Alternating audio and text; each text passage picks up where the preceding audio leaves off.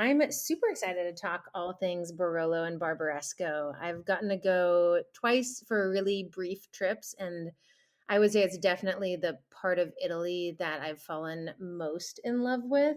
I love Ooh, mountain backdrops, fog, indulgently decadent food, so I was destined to love Piedmont. my gosh. Sounds like you're filling out kind of like your profile for like a dating app. Like, if you love mountains, fog, and I'm kidding, Structured red wines. structured red wine. Hey, y'all. I'm Jessica Dupuy, guest host for a special series on the Barolo and Barbaresco World Opening 2025, presented by Landmarks. This fourth edition of BBWO will showcase the latest releases of 2021 Barolo and 2022 Barbaresco wines from Piedmont and takes place in Austin, Texas on March 25th. Join me in the heart of Texas as we delve into the experiences and insights about the terroir of the Langhe region and its star grape variety, Nebbiolo. We'll talk to sommeliers and retailers from the key markets of Austin, Dallas, Houston, and beyond about the alluring wines of the Barolo and Barbaresco regions. If you enjoy the show, please subscribe and rate our show wherever you rate your podcasts. Note, this series is funded by the European Union. Views and opinions expressed are, however, those of the podcast participants only and do not necessarily reflect those of the European Union or of the granting authority. Neither the European Union nor the granting authority can be held responsible for them. All right. Well, Ali Schmidt, thank you so much for joining us on the Italian Wine Podcast. I'm thrilled to have you, if for no other reason than because we're good buddies and I haven't seen you literally in forever. Too long. Yeah, too long. So I'm glad we get to catch up in this way. I'm super excited to talk all things Barolo and Barbaresco. I've gotten to go twice for really brief trips, and I would say it's definitely the part of Italy that I've fallen most in love with. I love Ooh. mountain backdrops, fog, indulgently decadent food, so I was destined to love Piedmont. My gosh. Sounds like you're filling out kind of like your profile for like a dating app. Like, if you love mountains, fog, and I'm kidding, Structured red wines. structured red wine. Well, before we jump into that, why don't we talk a little bit about you and who you are? Tell us where you're from, how you got into wine, and then we will wind our way to the mountains and fog. Love it. I'm from Austin originally. I left to go to college in Chicago and then kind of moseyed my way back afterwards, which is when I decided maybe I should stop pretending to be interested in an office job and just give in to my love of being in restaurants and being around food and hospitality.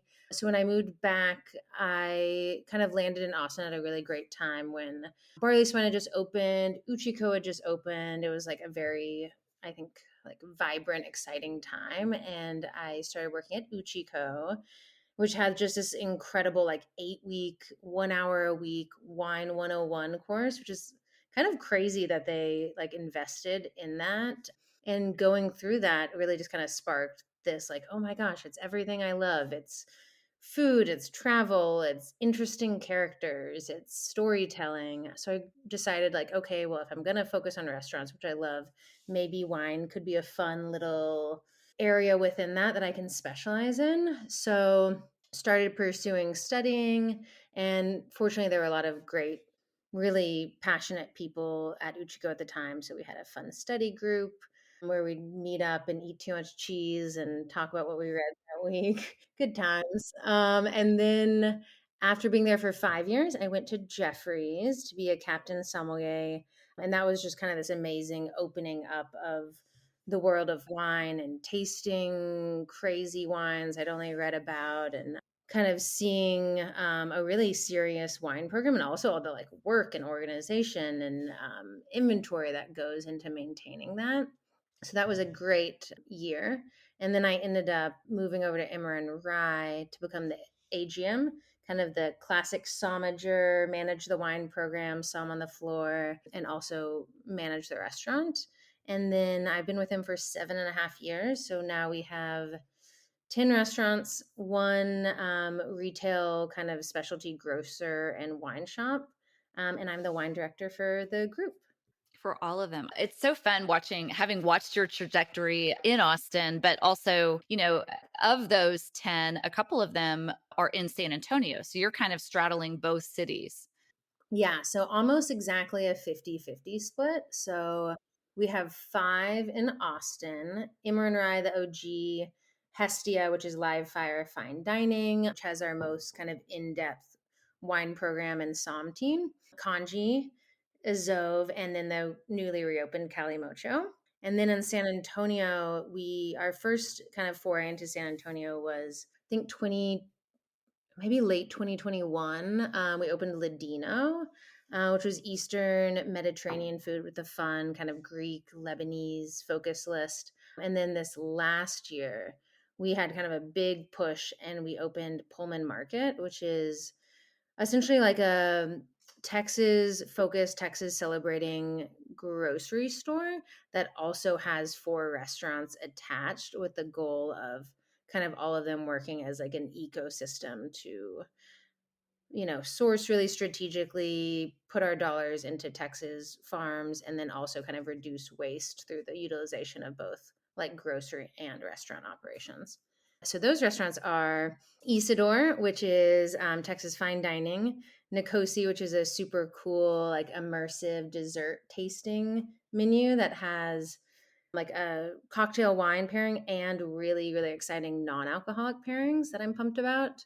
And then Fife and Faro, which is Italian and has a like 98% Italian list, and Mesquite, which is Sonoran Mexican that has a wine list focused on Mexico, Argentina, Chile mostly. Okay, so you've been busy and have to know the world of wine if you're the director for all of these. And I just want to say something like we're going to be talking a lot about Austin, but I feel like there needs to be a plug for San Antonio in terms of what a vibrant community that town is. And with restaurant concepts like this, I mean, it's just, there's so much to experience. Yeah, I couldn't agree more. I've been so impressed with the San Antonio sommeliers that I've gotten to meet so far. And I know that there are more that I haven't met, but it's a really passionate community of focused, talented sommeliers doing cool things. And what I love is there's also, I feel like it feels in some ways just like a very inclusive wine scene of there's less like stratification of like, I would say like Little Death is a great example of like it's a natural wine focused wine bar, but they also have like insanely cool classic wines there too. Like you could take your grandmother there, you could take your best friend there, and like anyone would find something really delicious to drink. And I think kind of across the board, um, that's the case. If they're really savvy, well-rounded wine list meant to appeal to like a broad community. I'll also say people in San Antonio drink a lot of wine. Like at our Austin restaurants, we have passionate wine lovers coming in and drinking wine, but I would say as far as like the amount of bottles being drunk every night, I think San Antonio is higher. Really? Yeah, because like just kind of I at least I feel like maybe it's the people at our restaurants attract, but like people are coming in and they really view a bottle of wine as like part of going out to eat, and that seems to be like more of the average. Whereas in Austin, it's this total mixed bag of you've got some tables exploring zero proof options, you have some tables nerding out on cocktails, others that are passionate about wine, but just kind of the view I think of like wine as being part of a meal seems to be a little bit higher in San Antonio. More ingrained in that culture there. I think that's really interesting to notice. Well, I'm curious, you led off with the fact that you've been to Piemonte or Piedmont. And I'm just curious, kind of, as we're talking a little bit about Barolo and Barbaresco specifically, where do those regions kind of sit in your mind in terms of how they resonate as regions that you know and love, or maybe you don't know and love them? I'm kidding. Why are they important? What makes them special? Yeah, I think I would say like one, just insanely high quality across the board. Obviously, the DOCG process, creates at its core, hopefully, that's the goal of DOCGs, a really high quality, rigorous process for making beautiful wine that people are proud to say is from this area. And I think for the most part, that really does come through as a consumer and a sommelier experience. So super high quality. I think they're also have led the charge on some exciting developments in Italian wine. I would say like right now, I feel like I'm seeing way more single crew bottlings from Barolo than ever before, and just this really intense focus on terroir and what village and what crew is this coming from and how does this express differently than our plot a mile down the road. And I think more so than anyone else in Italy, they're kind of leading the charge on like micro specific terroir and celebrating that. Okay. Yeah. Well, I like that too.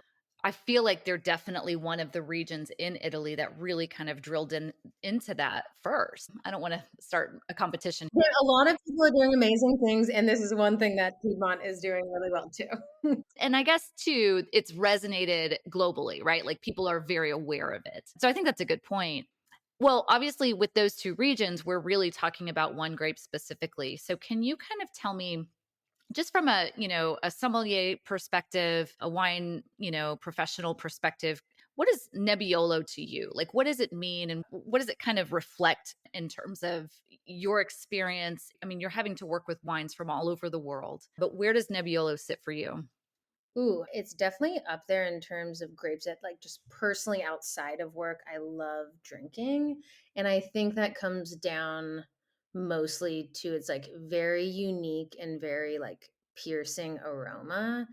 There's really like nothing that replicates the like combination of like floral, fruit, minerality, savory, herbal component and is as like precise in its delivery of those. So I think for me it's that like haunting perfume that makes it one of my favorite grapes, and then that's combined with a wine that has in a really amazing place on the table as far as like really vivid acidity, high tannin, structured, but still comes across as like the perception of being relatively medium like bodied. And living in such a hot climate here where like we're in our 6 weeks maybe of winter where I'm like, ooh, should I drink a cab? I don't know. But generally like the rest of the year I'm seeking out, high acid whites and light to medium bodied reds. And I think what makes Nebbiolo so compelling is that it has overall the impression, even though they can be 14.5, 14% alcohol, it still has the impression and kind of the weight of like a delicate, ethereal, like lifted beverage. And to deliver that with like lots of complexity, structure that can work with like fattier, heavier foods is like ideal for when you want to do like have a wowing, impactful red wine that doesn't mean like weight or heft. Yeah. I mean, I've heard somebody say like it's like a hippopotamus in ballerina slippers. You know what I mean? Like it delivers so much in a this beautiful fragility and delicacy at the same time. And I agree with you. I would say, that's definitely my like a summer if I'm having steak in the summertime, Mhm. like that is what I'll go to is Barolo Barbaresco because it's like all of those elements, but I don't feel like I'm gonna in Texas heat, I don't feel like it's going to be too much. You know what I mean? Totally. Yeah. So I'm curious, we've talked a little bit about San Antonio, Austin. I don't know if you want to, you've already talked about the fact that they are a little bit different in the way that they consume wine. Can you kind of break down like what the appeal is for Italian wine? What's the demand and what are you seeing in terms of interest for Italian wine and then more specifically Barolo Barbaresco? Yeah, I would say in San Antonio, we're seeing a really strong demand. I'll start with Fife and Faro because it's a totally Italian focused program. We do see a good amount of just kind of like order fire, immediate interest in our Barolo and Barbaresco categories. So there is sort of this inherent, it's not driven by us being like pitching those wines. The demand is already there. Right now at Fife and Faro, we're doing a just conveniently doing a Piedmont flight, which includes a Longue Nebbiolo, which then we're also pouring by the glass for like $14. It's a crazy value. And I feel like that's been a really great way to kind of bring in people who maybe don't know Barolo and Barbaresco already and start with just a familiarity with Nebbiolo. But the demand, particularly from, I would say, like, consumers 40 and over, like they're familiar, they love it, they're into it, they're already eating Italian, it makes sense. Like, not a hard sell at all. There's kind of the understanding that, like, this is a natural pairing. At Ladino, it's fun because that list is focus a little bit more on like Greece and Lebanon, but we do have, Italy touches the Mediterranean, so we lump that in. And the Barolo offerings we have there do really well. And I think it's also fun from a very nerdy perspective. It's really fun when people are drinking Zinamavro to then have the Barolo conversation, have people try those side by side. You get it as a region when other people call their grape the Barolo of Greece. So the fact that it's used like as a comparative standard of great respect is such a great sign. So I love people getting to try those side by side at Ladino. And then at Isidore, we have a lot of interest in Barolo. It's there are a lot of like richer steak and pork cuts on that menu, so it's sort of like a no-brainer option pairing wise. So yeah, lots of demand in San Antonio. In Austin, I would say we see the most demand and interest in Barolo and Barbaresco at Immer and Rye. I think kind Okay. of going back to that like sort of instinctual I pair Italian wine with Italian food, the pasta at Emmer seems to trigger like a craving for Nebbiolo within people. So a lot of interest there. And I think a cool note is Emmer and Rye does get a lot of business dinners, partially because it's located near the convention center. But that seems to be a really popular beverage, kind of wine of choice when you're in charge of ordering for a group of 8 to 10 people and maybe you don't know their wine taste at all. I feel like our guests at Emma are more likely to choose Barolo than they are to choose Napa Cab or Bordeaux as sort of the like red wine. I don't know who I'm dining with and what they enjoy, but I know they're going to love this bottle of Barolo and it'll work well with pasta. It'll work well with steak at the end of the meal. So we see a lot of interest in that at Immer. Kanji and Azov a little bit less so. They're a little bit more kind of vibrant, youthful spaces. So in some ways, people can lean a little bit more cocktail forward at those places, and the food can be a little bit more spicy. So I'm not sure if Nebbiolo is like as natural of a pairing. And then Hestia, I'd love to see us put down more bottles of Barolo and Barbaresco at Hestia. I feel like the crowd there kind of leans French and they're interested in Burgundy. So I think that crossover of being, I feel like I know a lot of collectors who are like, I only do Burgundy and Piedmont because they have so much in common as far as like incredibly deep rabbit holes you can go down and study, insanely specific kind of terroir mapping and classification. So there is a lot of crossover there. So that's one of my hopes is that we'll see a little bit more branching out from getting excited about Burgundy Cruise into getting excited about the specific vineyards of Barolo, which I haven't seen a ton of familiarity on the guest side with like specific vineyards yet. So I think that's like the next evolution of the American consumer and their love of Barolo is starting to be like, I love Ginestra and like recognizing and having preferences between crews.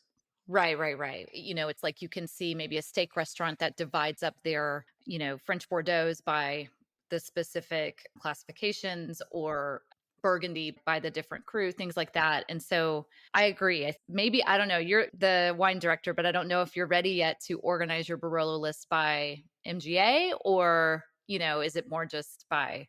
Not yet. Hopefully we'll get to that volume of selections at Hestia. I think I'd probably start by dividing it up between the communes and then having the MGAs under that. But gosh, hopefully someday we'll be in. You can get there. It's a deep selection, so that'd be fun. Yeah. Well, tell me a little bit about just briefly, we don't have to get too much into it, but Hestia in particular, I feel like has kind of this, because it's live fire, it does represent this kind of Texasness, if you will, in terms of just, we love to grill things and barbecue things and smoke things. And I'm just curious, just in terms of pairing, how well does that go with things like wines from these two regions? I think really well. Our kitchen definitely doesn't shy away from richness. So, kind of throughout the meal, there is a lot of rich decadence to a meal at Hestia. So, I think having kind of the 1-2 punch of acidity and tannin works great. And maybe not the most structured styles, but I will make the case for more delicate Nebbiolo working fairly well with richer seafood dishes. I think like you see that in the region with Vitello Tonato being like the ubiquitous dish everywhere in the Langhe. So at Hestia, one of our like signature dishes that you have to get is halibut, slow cooked above the flame, really barely smoky, but it has a super rich kind of dashi Burmonte butter sauce. And I would say like 80% of our tables doing the a la carte menu get halibut and a steak cut. And they're like, what do we drink with both? So Nebbiolo to me is one of those things that can sort of straddle the line between not overshadowing or clashing with a rich decadent seafood dish and then also cutting through like a dry aged super marbled delicious ribeye. So, that is a little bit, I'd probably lean a little bit towards more a delicate light touch if I was doing that comparison versus a table that was like all getting smoky grilled meats. But I do think some of the wines really have the versatility to do both and to work with vegetarian dishes. Yeah, I think that's a really good. I love me. I love going straight to surf and turf for that because it is a really good bridge. So moving to the actual Barolo Barbaresco World Open, we've got that the BBWO coming at the end of March this year at Austin.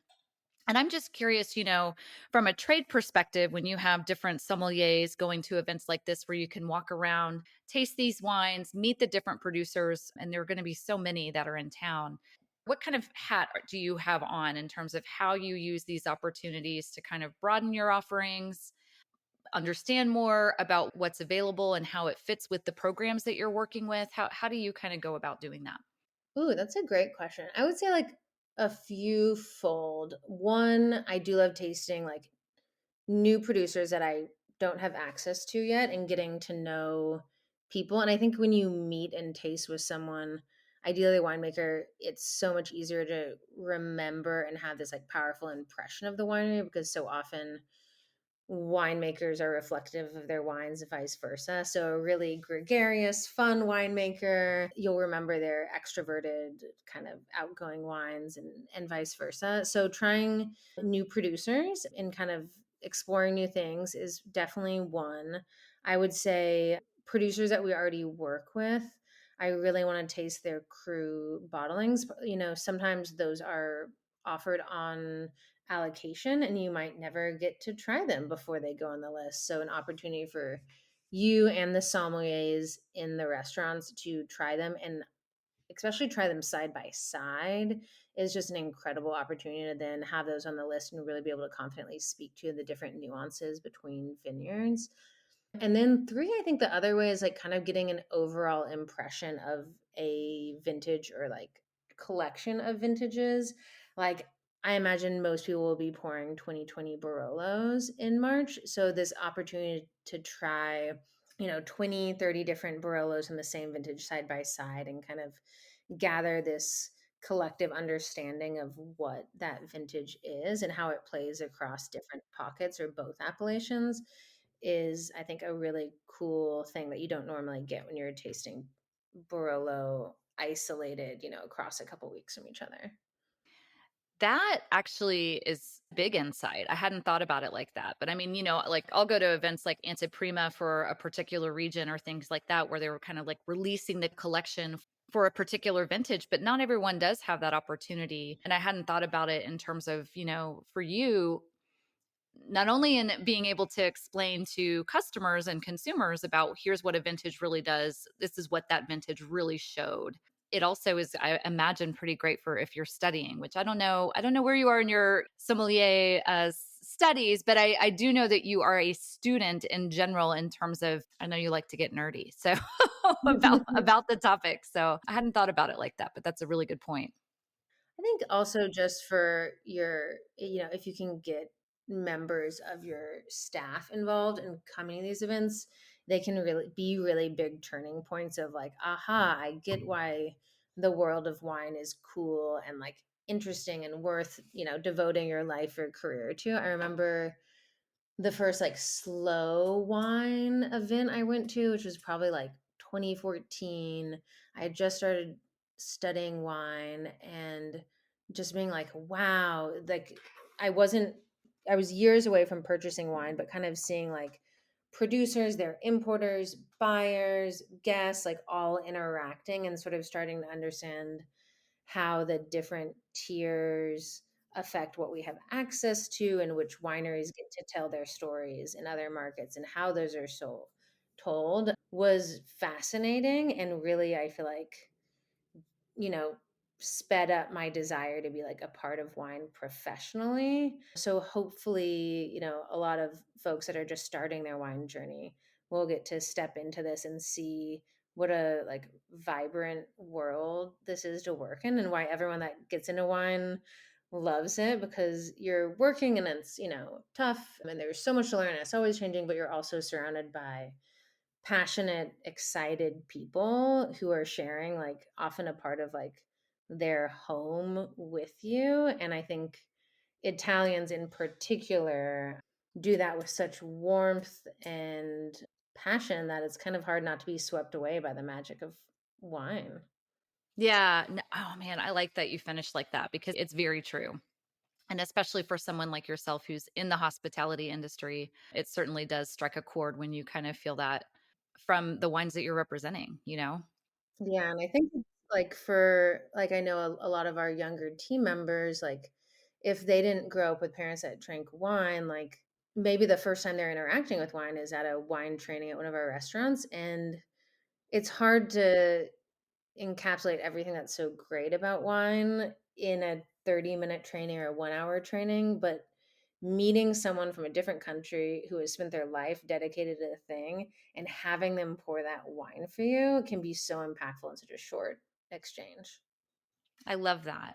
I think I want to finish actually build on that question with this last one, which is just whether it's, you're inviting some of your staff to come that may have not as much understanding of wine, but also Barolo Barbaresco in general. What are some things that you would like for them to be able to take away? What are some things that might surprise them? What are some things that you think are exciting to discover about these wines?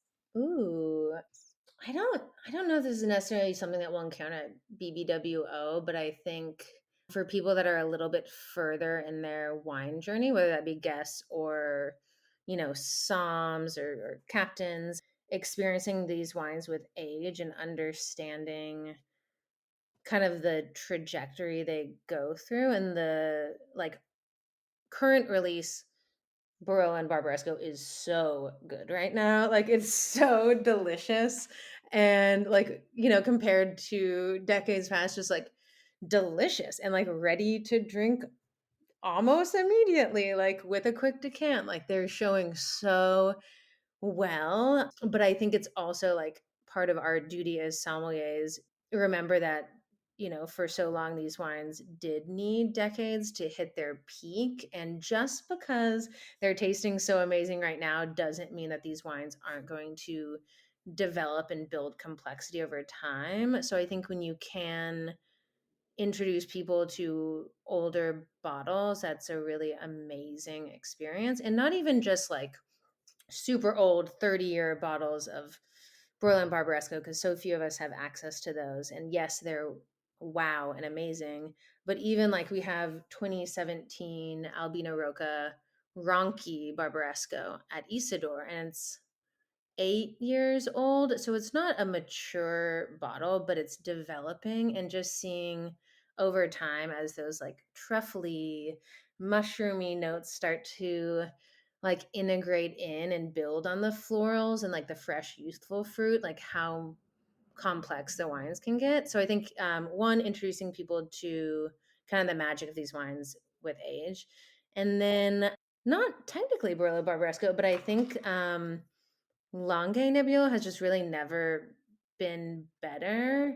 And particularly, there are a lot of, like, I think in like Barbaresco, like Prototordo Barbaresco's Longue is just their declassified younger vines of Barbaresco, and Elio Grosso, their Longue is declassified young vines of Barolo. So I think, in the wine world, there's kind of like, I feel like two paths right now. Like one is this chasing of rare and fine and hard to get high end bottles. That's a big part of the industry. But then the other part is remembering that like wine is just a daily like joy and pleasure, and that there's so many joyful, well priced wines that should be celebrated. I think Longue Nebbiolo is just drinking great and a really awesome way to start to understand a producer's style. So if you're new to the world wine and want to get to know Puerto Barbaresco, you've heard about their cru bottlings, trying their Longue is a great way to kind of start to wrap your head around the producer and get to know them. And then from there, hopefully you get to try the crus, but if not, you can start to kind of extrapolate out from your understanding of their introductory bottles. Right. I like that. That's a really good way to put it. Well, Allie, thank you so much for joining me for this conversation. I always learn so much from you and love always how you describe wines. It's made me thirsty, and we probably should have opened a bottle before we started. But thank you so much. It's good to catch up, and I will see you at BBWO. Awesome. Thanks so much for having me. Thanks for listening to this special series on the Barolo and Barbaresco World Opening 2025. If you enjoyed the show, please subscribe and rate us wherever you listen to your podcasts. Special note, this series is funded by the European Union. Views and opinions expressed are, however, those of the podcast participants only and do not necessarily reflect those of the European Union or of the granting authority. Neither the European Union nor the granting authority can be held responsible for them.